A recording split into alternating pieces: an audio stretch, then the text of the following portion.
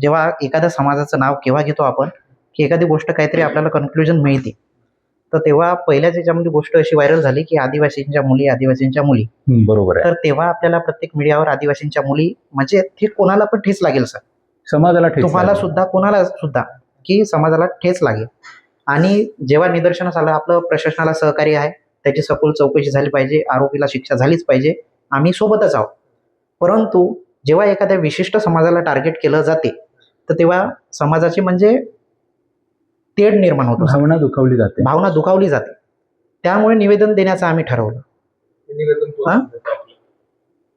आणि याच्यामध्ये तेच तुम्ही काहीतरी सूचना द्या, की जेव्हा एखादी गोष्ट चुकीची होते तर त्यानंतर दुरुस्तही करायला लागेल ना सर आपल्याला. तर तेच मी काल आपल्या पी आय मालते मॅडमला सोबतही बोललो, रायगावच्या पी आय.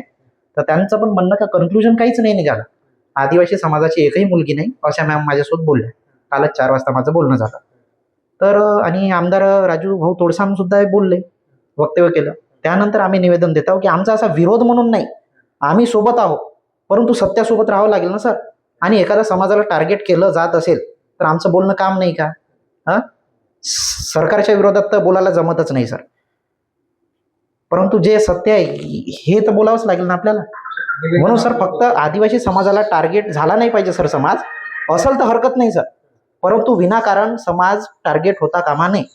अशी तुम्ही काहीतरी पत्र द्या. मॅडमलाही बोललो, की तुमच्याकडे येणारे लोक त्यांना तुम्ही समजून सांगा, की समाजाचा उल्लेख करू नका आणि तुम्ही तुमच्याकडून काहीतरी काढा समाजाबद्दल, की असं नाही, किंवा तुम्ही समाजासमोर बोला.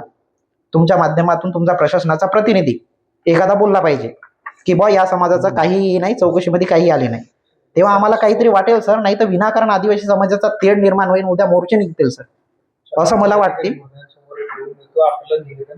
बस प्रशासनाच्या एखाद्या व्यक्तीने बोललं पाहिजे सर, की समाजाचं काही आलेलं नाही अजून.